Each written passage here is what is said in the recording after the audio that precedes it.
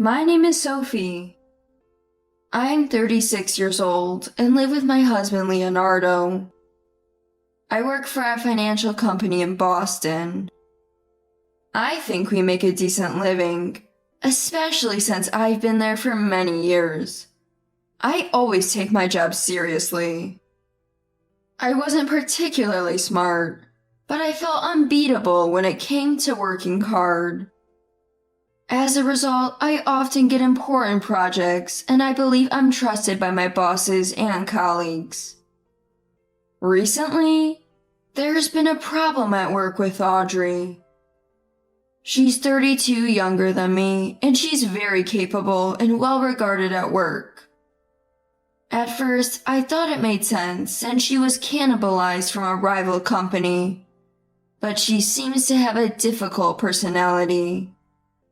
She's not satisfied unless she's the best, and when I became project leader, she was openly angry, saying, "Why is Sophie the leader? I'm more qualified," according to a colleague. She never said it to me directly, but I knew she didn't like me. One day during lunch, I went out with some colleagues, and Audrey sat at a different table, seemingly avoiding me. I thought there might be a misunderstanding, so I tried to talk to her, but she quickly left the table to talk with others. Confused by her behavior, I asked a colleague who said Audrey didn't like that I stood out and was successful. When I did well at work, instead of praising me, Audrey's jealousy was apparent. "I could do better," she would say discontentedly, I heard. If she saw me praised by a supervisor, she'd say things like, "That supervisor praises anyone too easily. Don't get carried away just because of that." It was troublesome. I decided not to worry about Audrey and focus on my work, which seemed to fuel her feelings even more. One day after a successful project, we had a party at a nearby bar. Audrey and I both attended, sitting separately, but managed to enjoy ourselves. When the party ended, Audrey and I ended up sharing a taxi.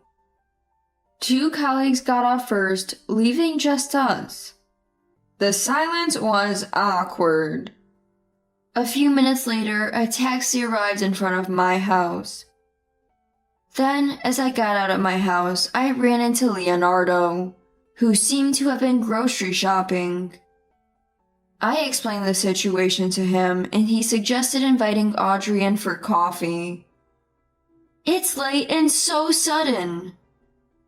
I couldn't stand the awkwardness with Audrey any longer.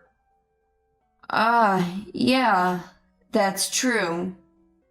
Leonardo agreed, which relieved me, but Audrey's response was surprising. "Oh, no, it's okay. I'll come in." And just like that, Audrey was coming over to our house. Reluctantly, I made coffee for Audrey. In the living room, Leonardo and Audrey were chatting, and despite it being their first meeting, they were getting along well. Audrey seemed genuinely interested in Leonardo's hobbies and what he likes. She even asked detailed questions about his private life, which made me feel uncomfortable. After a long talk, Audrey left. "Audrey's a good person," Leonardo remarked, clearly in a good mood. A few days after that, a serious incident occurred. Important data for the project I was working on had gone missing. It was supposed to be in the file, but only the crucial data was absent. I apologized to my boss and frantically recreated it. The next day, while printing materials for a meeting, I realized the data was incorrect. With the meeting time close, I hurriedly prepared the correct documents. However, it took longer than expected, and I was late for the meeting. I was called in by my boss and reprimanded. "What's been going on with you lately? "This isn't like you," he said, and I felt downhearted. This had never happened before, and I was at a loss. I tried to motivate myself to focus on my work, but my efforts seemed in vain as more troubles arose. There was a complaint from a significant client. I had asked a colleague to send a quote, but it was sent with errors unnoticed. I checked the quote myself, and it includes figures I didn't recognize. I apologized to the client and dealt with it immediately. Then my boss came and said, "I'm sorry, but you're off the project." Afterward, Audrey approached with a nasty grin and loudly said for everyone to hear, "Sophie, you're not doing well at all. Shall I take over for you?" The boss replaced me with Audrey on the project. I suspected it was Audrey's doing, but without evidence, I didn't know what to do and felt isolated. Similar incidents kept happening around me. I felt like I was losing trust from my boss and colleagues. Continuously dealing with troubles as they arose, I became physically and mentally exhausted. Then another blow struck me in my fragile state. On my way back from a client to the office, Leonardo's car passed by me. At a red light, I caught up to his car to say hi, but Leonardo was unmistakably driving, and when I saw the passenger, I was frozen. It was Audrey. Why? How could this be? I remembered Audrey had said she was going to a client in the morning and had left the office. I was paralyzed by the shock. Seeing such an upsetting sight, I couldn't help but suspect something between Leonardo and Audrey. Back at the office, I couldn't stop pondering over it and couldn't focus on my work. That night, I confronted Leonardo about the scene I witnessed at noon. "I saw you. You met with Audrey during the date, didn't you?" He responded casually. I just happened to meet Audrey. She said she was going back to the office, so I gave her a ride." Leonardo said so calmly. I was not convinced. It seemed like Leonardo was really fond of Audrey. "Audrey is really a great person. I feel so good talking to her." Leonardo was praising Audrey without consideration for my feelings. It's rare to find someone who can consider others' feelings while talking. Leonardo said this excitedly, unaware of my current distress at work, and my discomfort with Audrey. Hearing him speak of Audrey made my irritation uncontrollable, especially since the car he was driving was bought by me. I was dissatisfied just with the fact that Audrey was riding in the car. What am I to Leonardo? I began to wonder. And the sadness only grew as Leonardo, who had been with me until now, praised Audrey instead of me. Honestly, I didn't want to be with Leonardo, who cared about someone else. I wanted to clarify the relationship between Leonardo and Audrey. However, just seeing Leonardo with Audrey during the day wasn't evidence of his infidelity. I decided to stop asking Leonardo about his relationship with Audrey. Then, a few days later, while Leonardo was in the bath, Leonardo's mobile phone rang as I was doing the dishes. It sounded like a WhatsApp notification. Casually, I looked at the phone screen and froze. The WhatsApp message was from Audrey. Unfortunately, Leonardo's mobile phone was secured, and I couldn't see the content of the WhatsApp messages. But now I knew that Leonardo and Audrey were in contact, which deepened my suspicions of infidelity. Why does it have to be Audrey, of all people? She had taken my position at the company and now seemed to be on the verge of taking my husband too. My frustration and anger only doubled. I considered various ways to catch Leonardo and Audrey in a relationship. I was too busy with work to follow Leonardo around.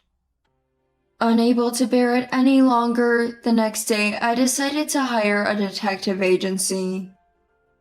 Weeks later, the detective agency easily caught Leonardo and Audrey in the act. It is said that it was not difficult to catch the cheating scene. They must have been meeting frequently. Now I had a clear reason for divorce. When I first started suspecting Leonardo might be involved with Audrey, I felt betrayed and it was unbearable than the other party with Audrey. Now all I wanted was to divorce Leonardo as soon as possible.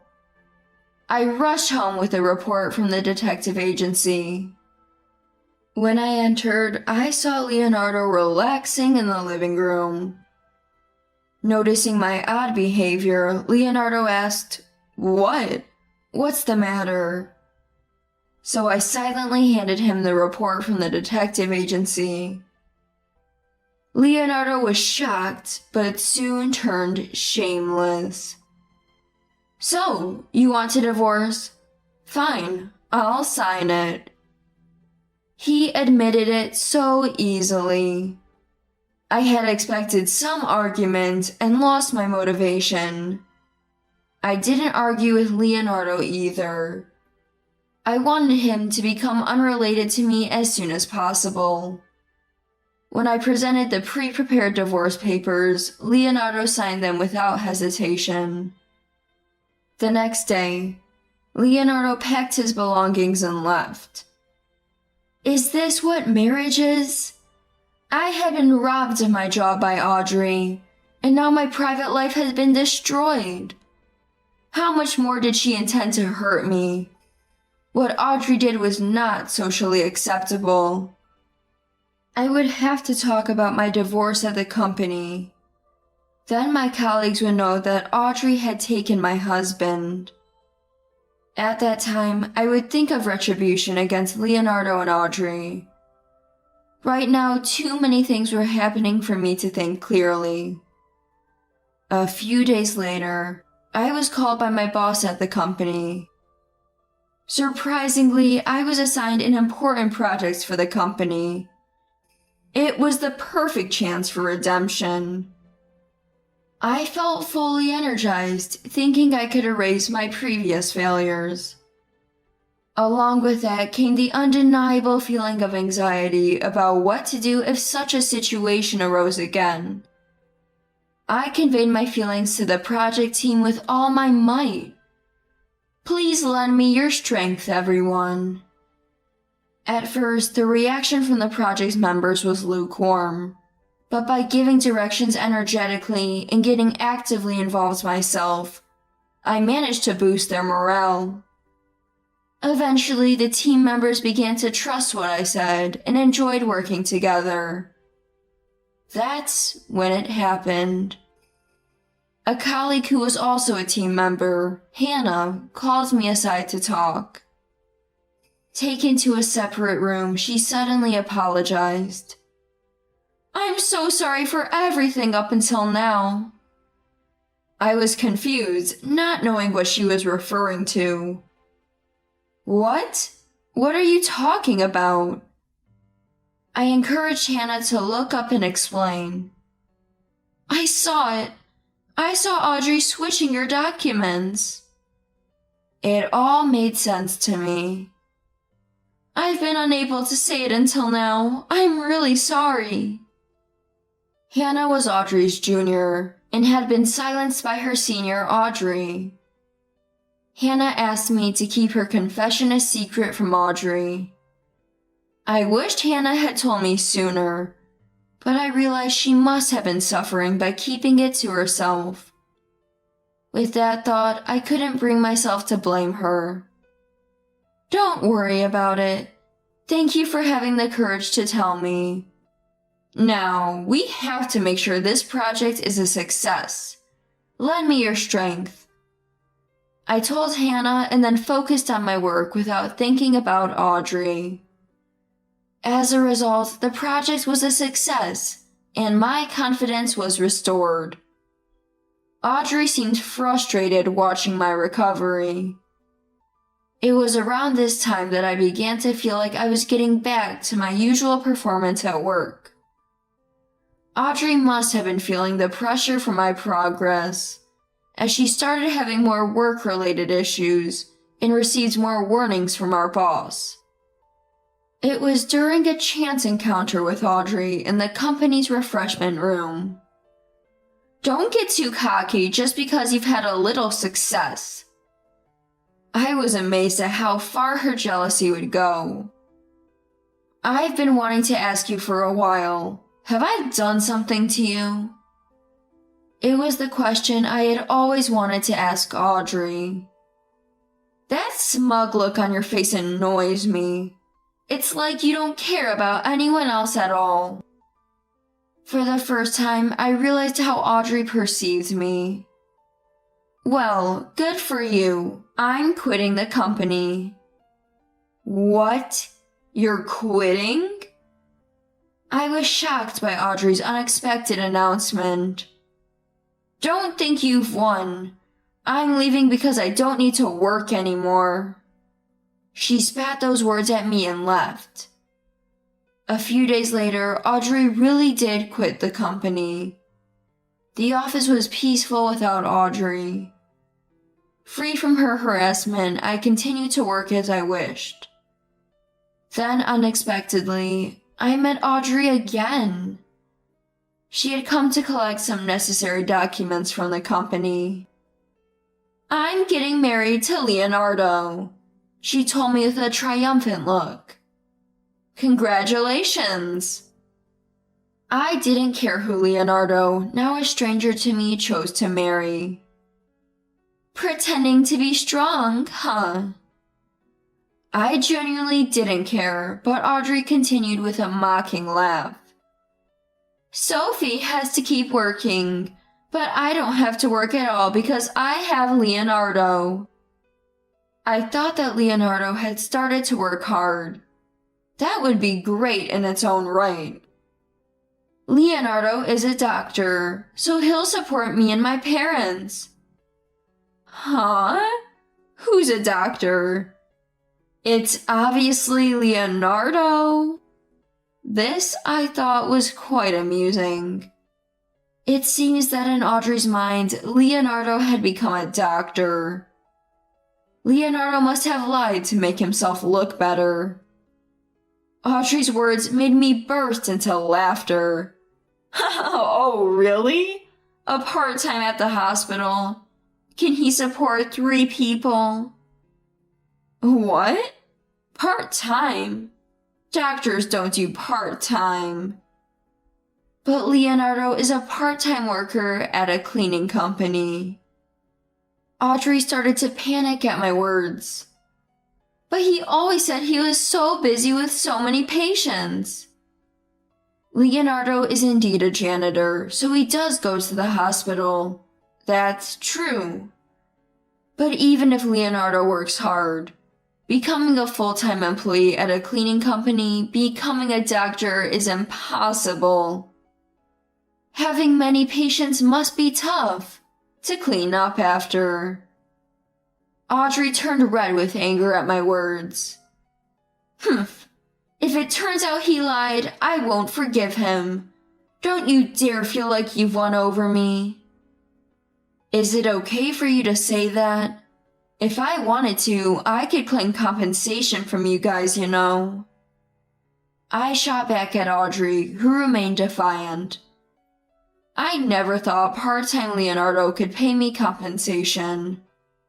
After all, I was the one who supported the household, and I'm not particularly struggling financially.